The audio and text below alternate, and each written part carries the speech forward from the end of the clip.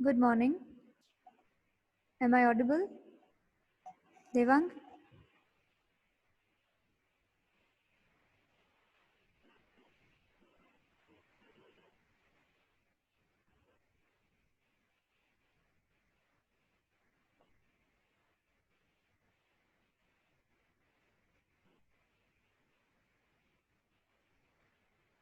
Okay. Devang, આપણે unit 5 ચાલતું હતું process data transmission standards and buses, બરાબર? જેમાં આપણે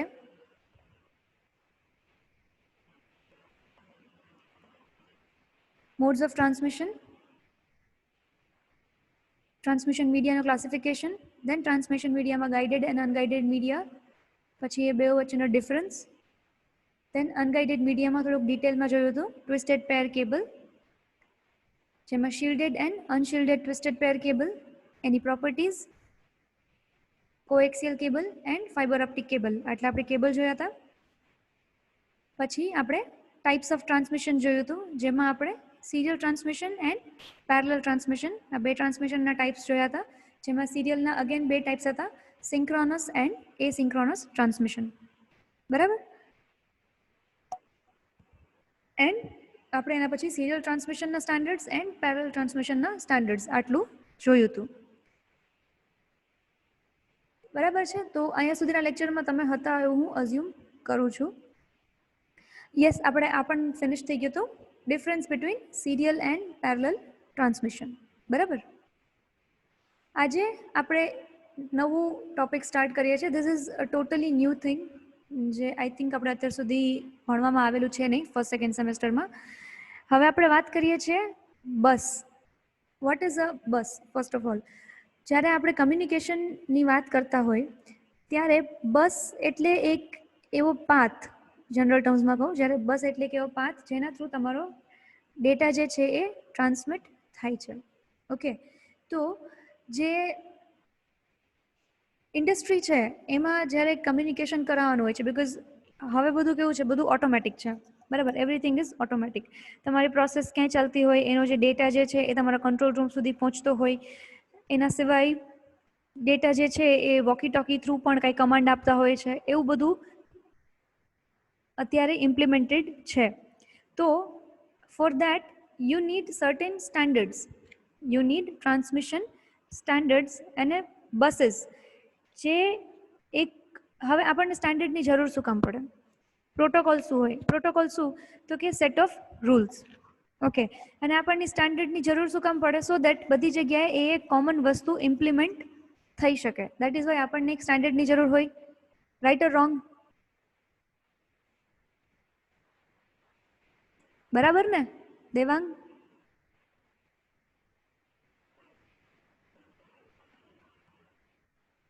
હા, so that is why we need to set some standards, કે ભાઈ આપણે જે બી કમ્યુનિકેશન થશે એ પર્ટિક્યુલર સ્ટાન્ડર્ડ્સ ઉપર થશે, સો દેટ તમે ગમે એ મેન્યુફેક્ચરરના ઇક્વિપમેન્ટ્સ યુઝ કરતા હોવ કે ગમે તે મેન્યુફેક્ચરરના હોય, તો બી તમે એ બધાને ડિવાઇસને એકબીજા સાથે કમ્યુનિકેટ કરાવી શકો. બે ડિવાઇસીસ જે છે એ એકબીજા સાથે કનેક્ટેડ હોઈ શકે છે, પણ કમ્યુનિકેટ નથી કરી શકતા. ઓકે, જ્યાં સુધી એની પાસે કોઈ કોમન પ્રોટોકોલ નથી હોતો, જ્યાં સુધી એ બંને કોઈ કોમન પ્રોટોકોલ ફોલો કરતા નથી. આ વસ્તુ સમજાય છે? બે ડિવાઇસને હું લિંક ઓર કનેક્ટ કરી શકું છું, but they want B communicating જો એની વચ્ચે કોઈ સ્ટાન્ડર્ડ નહીં હોય ફોર કમ્યુનિકેશન. સિમ્પલેસ્ટ એક્ઝામ્પલ લઈએ તો બે જણા વાત કરે છે, એમાંથી એકને ફોર એક્ઝામ્પલ ઇંગ્લિશ આવડે છે અને એકને સપોઝ ચાઇનીઝ આવડે છે, જસ્ટ એક એક્ઝામ્પલ. ઓકે, તો એ બંને વાત તો કરે છે, એ બંને બોલે તો છે પોતપોતાની જગ્યાએ, બટ બંનેમાંથી એકઈને સમજાતું છે નહીં. It means they are connected but they are not communicating. Okay, so આ જે પ્રોબ્લેમ છે એને અવોઇડ કરવા માટે we need certain protocols, we need certain standards. Okay, જે ડિવાઇસીસને ઇન્ટરકનેક્ટ કરાવીને એને કમ્યુનિકેટ કરવા માટે કેપેબલ બનાવે છે. ઓકે, હવે આ તો મેં જસ્ટ એક લેંગ્વેજનું એક્ઝામ્પલ આપેલું, બાકી હવે ઇન્ડસ્ટ્રીની અંદર ઘણા બધા અલગ અલગ વેન્ડર્સ છે, એ બધા વેન્ડર્સના પોતપોતાના અલગ અલગ મેન્યુફેક્ચર્ડ ડિવાઇસીસ છે. ઓકે, તો તમારી પાસે એક કોમન સ્ટાન્ડર્ડ હશે જેના ઉપર એ બધા ડિવાઇસીસ ફંક્શન કરે છે. તો રિગાર્ડલેસ ઓફ ધેટ કે એ ક્યાંથી કયા મેન્યુફેક્ચરરે કયા ડિઝાઇન સાથે એ પર્ટિક્યુલર ડિવાઇસને બનાવેલું છે એ પછી મેટર ના કરે. ડિવાઇસીસ પાસે એક કોમન સ્ટાન્ડર્ડ હશે તો એ એનીવે એકબીજા સાથે કમ્યુનિકેટ કરી શકે. ઓકે, અહીંયા સુધી સમજાણું? આઈ હોપ જસ્ટ તમને એક આઈડિયા આપવાની ટ્રાય કરું છું કે આપણને સ્ટાન્ડર્ડ્સની જરૂર શું કામ પડે છે, why standards and protocols are required. Okay,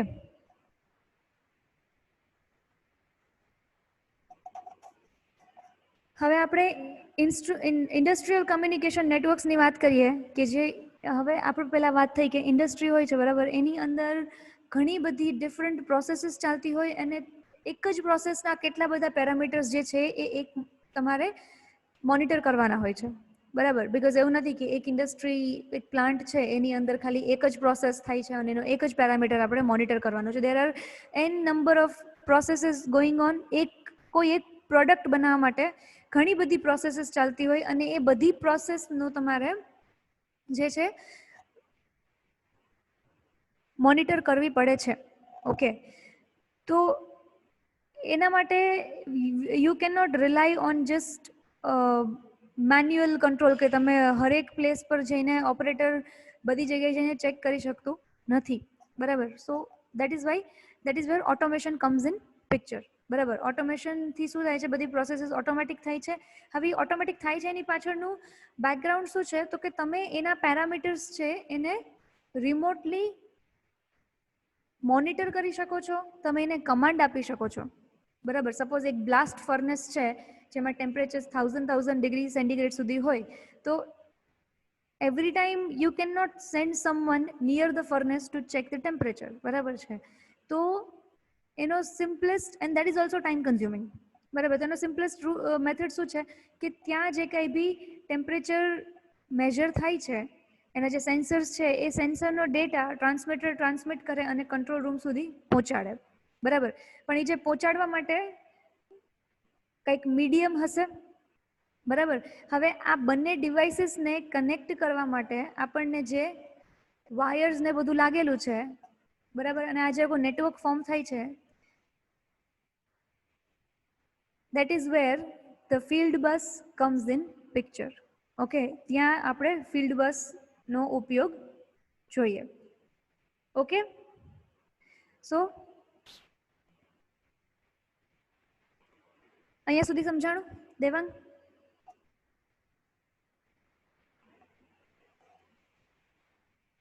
હવે કોઈ પણ કમ્યુનિકેશન નેટવર્ક હોય, કોઈ પણ ઇન્ડસ્ટ્રીયલ કમ્યુનિકેશન નેટવર્ક હોય, એ મતલબ એ ફંક્શન શું કરે તો એ જે ડિવાઇસીસ જેટલા બી કનેક્ટેડ છે ઓટોમેશન ડિવાઇસીસ છે એને એકબીજા સાથે ડેટા એક્સચેન્જ કરવા દે છે, ઇન્સ્ટ્રુમેન્ટ્સ જોડે ડેટા એક્સચેન્જ કરવા દે છે.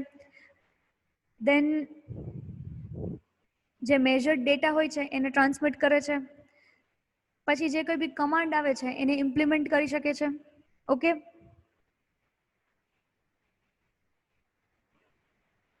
એન્ડ આ બધું જે છે એ રિમોટલી પણ થઈ શકે છે. આ બધું આપણે જેમ કીધું કે કંટ્રોલ રૂમ જે છે એ પ્લાન્ટના જ્યાં બેઝિક પ્રોસેસ ચાલતી હોય ત્યાંથી થોડોક દૂર હોય. ઇટ મીન્સ તમે એને રિમોટલી પણ કમાન્ડ કરી શકો છો અને રિમોટલી તમે એને મોનિટર પણ કરી શકો છો. Okay,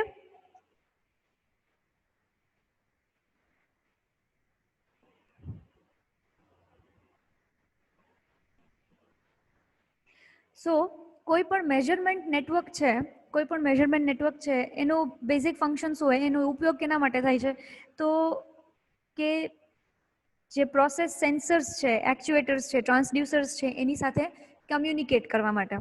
okay, if there is any command એક્ચ્યુએટર્સને આપવાનો છે તો that can be given. Sensors પાસેથી કોઈ ડેટા જોઈએ છે તો એ મળી શકે છે. Most importantly current data sending and receiving, real time data sending and receiving બરાબર. That is its main purpose.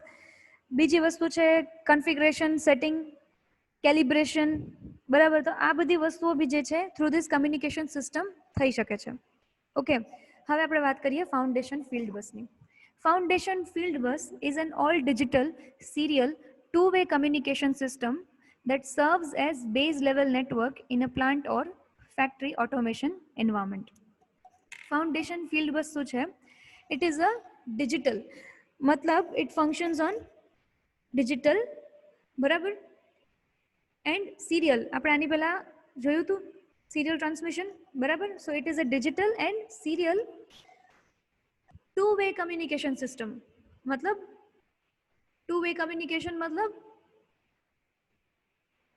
બંને સાઈડ ડેટા જે છે એ ટ્રાન્સમિટ થઈ શકે છે. Okay, so foundation field bus is an all digital serial two way communication system. Okay, જેનું કામ શું છે?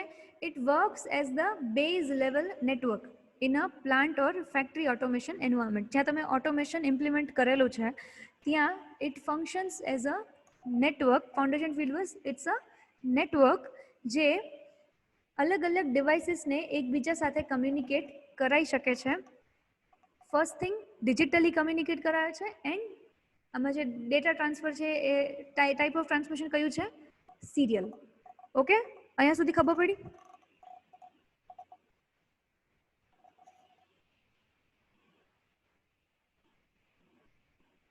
ઓકે, હવે તમે ઓએસઆઈ મોડલ વિશે સાંભળેલું છે આની પહેલા? એ કઈ સબ્જેક્ટમાં ક્યાંય આવેલું છે?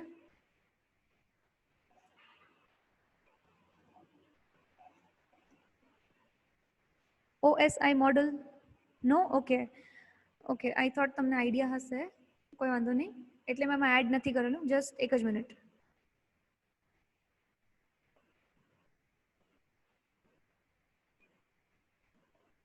એક જ મિનિટ, આપણે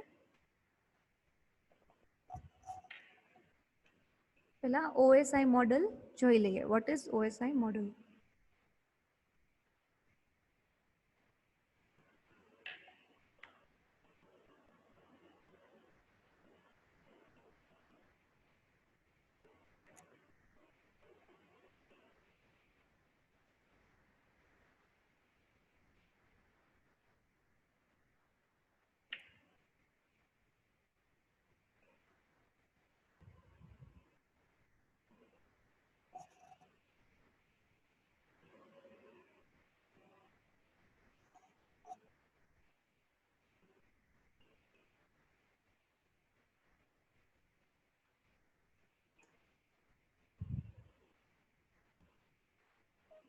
ઓકે, હવે જ્યારે પણ કોઈ પણ નેટવર્ક તમારે ફોર્મ કરવાનું હોય, બિકોઝ એવું તો નથી કે તમારે બે જ ડિવાઇસ કનેક્ટ કરવાના છે. નેટવર્ક કોને કહેવાય? ઇન્ટરકનેક્શન ઓફ ડિવાઇસીસ, બરાબર. ઘણા બધા અલગ અલગ ડિવાઇસીસ છે જેને તમે એકી સાથે એકબીજા સાથે કનેક્ટ કરેલા છે ઇન અ વે કે એ કમ્યુનિકેટ કરી શકે, એને તમે કહો છો એક નેટવર્ક, બરાબર.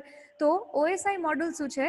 એ એક મોડલ છે જે ડિફાઇન કરે છે કે તમારે કોઈ પણ નેટવર્ક બનાવવું છે તો એના માટે તમારે એના આર્કિટેક્ચરમાં કઈ કઈ વસ્તુ ઇમ્પ્લિમેન્ટ કરવાની થશે. ઓકે, તમારે એક નેટવર્ક બનાવવું છે તો તમારે એમાં કઈ કઈ વસ્તુઓ ઇમ્પ્લિમેન્ટ કરવાની થશે. એના માટે આમાં 7 લેયર્સ ડિફાઇન કરવામાં આવેલી છે. ઓકે, આમાં 7 લેયર્સ ડિફાઇન કરવામાં આવેલી છે. આપણે હું તમને કંઈક ઇન્ફોર્મેશન ફિલઅપ કરવા માટે કહું તો હું તમને શું આપું? એક ફોર્મેટ આપી દઉં. ઓકે, હું તમને એક ફોર્મેટ આપી દઉં કે આ ફોર્મેટમાં તમારે બનાવવાનું રહેશે. જસ્ટ એક એક્ઝામ્પલ છે. સિમિલરલી OSI મોડલ જે છે એ એક મોડલ છે જેના બેઝિસ ઉપર આખું નેટવર્ક જે છે એ બનાવી શકાય છે, બરાબર. તો આમાં 7 લેયર્સ ડિફાઇન કરવામાં આવેલી છે. ફર્સ્ટ લેયર નીચેથી રીડ કરવાનું. First layer is the physical layer. Physical layer એટલે શું? કે તમારું જે નેટવર્કનું જેટલું હાર્ડવેર છે, તમારે નેટવર્ક ફોર્મ કરવું છે, બરાબર. ઇવન ઇફ મારે વાયરલેસ નેટવર્ક સેટ કરવું હોય તો બી મને પહેલાં કંઈક હાર્ડવેર જોશે, મને ડિવાઇસીસ જોશે, મને કેબલ્સ જોશે જે એકબીજા સાથે કનેક્ટેડ હશે, અને પછી મારું વાયરલેસ નેટવર્ક જે છે એનું ફંક્શન કરાવી શકું. But first of all I will need hardware network, બરાબર. તો જે આખું ફિઝિકલ સ્ટ્રક્ચર જે બનશે નેટવર્કનું, હબ ક્યાં આવશે, રિપીટર્સ ક્યાં આવશે, કયા કેબલ યુઝ થાય છે, કયા ડિવાઇસીસ યુઝ થાય છે, એ બધું જે છે ફિઝિકલ સ્પેસિફિકેશન, હાર્ડવેર સ્પેસિફિકેશન, એ કેમાં આવશે? ફિઝિકલ લેયરમાં. પછી આવે છે ડેટા લિંક લેયર, જેમાં ફ્રેમ, ડિફાઇન થાય છે. ફિઝિકલ લેયરમાં જે કંઈ બી ડેટા હશે ને એ કેવા હશે, ખાલી સિમ્પલ 0101 એમ નામ રો બિટ્સ જેને કહેવાય છે. ઓકે, ડેટા લિંકમાં શું કરવામાં આવે છે, એ જે કંઈ બી તમારો ડેટા છે એને ફ્રેમમાં કન્વર્ટ કરવામાં આવે છે. ફ્રેમ આપણે જોયું હતું આની પહેલાના લેક્ચરમાં, આપણે અગેન હમણાં જોઈ લેશું, બરાબર. પછી એને શું કરવામાં આવે છે, ફ્રેમમાં મૂકવામાં આવે છે. એક જ મિનિટ આપણે જોઈ લઈએ.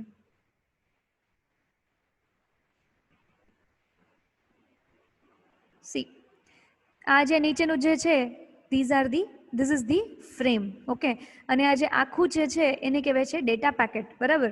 તો ડેટા લિંક લેયરમાં શું કરવામાં આવે છે, એ જે કંઈ બી તમારી રો બિટ્સ છે એને ફ્રેમ્સમાં ગોઠવવામાં આવે છે. એન્ડ બીજા થોડાક સ્પેસિફિકેશન્સ. દેન નેટવર્ક લેયર જે છે એ નેટવર્કમાં કયું ડિવાઇસ ક્યાં કમ્યુનિકેટ કરે છે, નેટવર્ક કઈ રીતના આખું જોડાયેલું છે. પછી મેઇન થિંગ કે તમારું પેકેટનું જે રાઉટિંગ છે એ બધું એમાં આવે છે. એના અમુક સ્પેસિફિક પ્રોટોકોલ્સ છે એ બધા એમાં ડિફાઇન કરવામાં આવે છે. ઓકે, આ બધું એકચ્યુઅલી આપણો 6 સેમેસ્ટરનો સિલેબસ છે, તમારામાં ડીપમાં નથી સમજવાનું, but you only need to know that what is an OSI model. Okay, એમ કરતાં કરતાં છેલ્લે આવે છે એપ્લિકેશન લેયર. એપ્લિકેશન લેયરમાં શું આવે, તમારા જે કંઈ બી પ્રોટોકોલ્સ જે આપણને સ્ક્રીન ઉપર દેખાય છે એના માટેના જે કંઈ બી પ્રોટોકોલ્સ મૂકવામાં આવેલા છે, કે એન્ડ યુઝર જે છે એની પાસે એપ્લિકેશન માટે જે કંઈ બી પ્રોટોકોલ્સ છે એ બધા ક્યાં ડિફાઇન કરવામાં આવેલા છે, ઇન એપ્લિકેશન લેયર. તો સિમ્પલ ટર્મ્સમાં કહું તો OSI મોડલ શું છે, એ એક ડિફાઇન કરેલું મોડલ છે જેના બેઝિસ પર તમે આખું એક નેટવર્ક જે છે એ સેટઅપ કરી શકો છો. આટલી વસ્તુ સમજાણી દેવાંગ?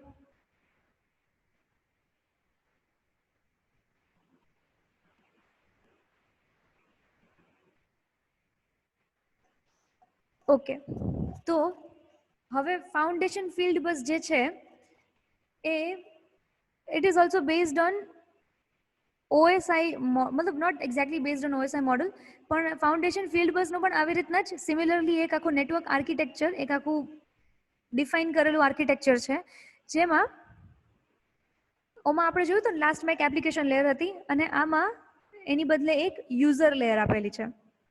ઓકે, આમાં એની બદલે એક યુઝર લેયર આપેલી છે. આપણે અત્યારે સિલેબસમાં ખાલી એટલું જ સમજવાનું છે કે ફાઉન્ડેશન ફિલ્ડ બસ શું છે, એની જે લેયર્સ જે છે એ કઈ કઈ છે. તો ફાઉન્ડેશન ફિલ્ડ બસની લેયર્સ તમને કહી દઉં. Physical layer, data link layer and application layer. Okay, and લાસ્ટમાં એક આવશે એક યુઝર લેયર, બરાબર. ફાઉન્ડેશન ફિલ્ડ બસમાં આટલી લેયર્સ આવશે. એ જે મોડલ જે છે પર્ટિક્યુલરલી એમાં જે કંઈ બી પ્રોટોકોલ્સ ડિફાઇન કરેલા હોય, જે કંઈ બી સ્ટાન્ડર્ડ્સ ડિફાઇન કરેલા હોય, એના બેઝિસ પર જ આખે આખું નેટવર્ક જે છે એ બને. ઓકે,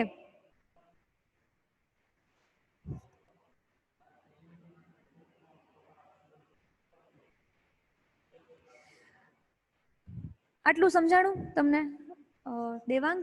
અહીંયા સુધી ક્લિયર?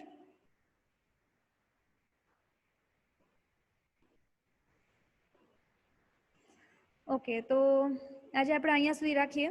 હજી આપણે ફાઉન્ડેશન ફિલ્ડ બસના બેનિફિટ્સ ને એમાં થોડુંક ડિસ્કસ કરવાનું છે હજી, બરાબર. આપણે ફ્રાઈડે હવે અહીંયાથી જ કન્ટિન્યુ કરશું.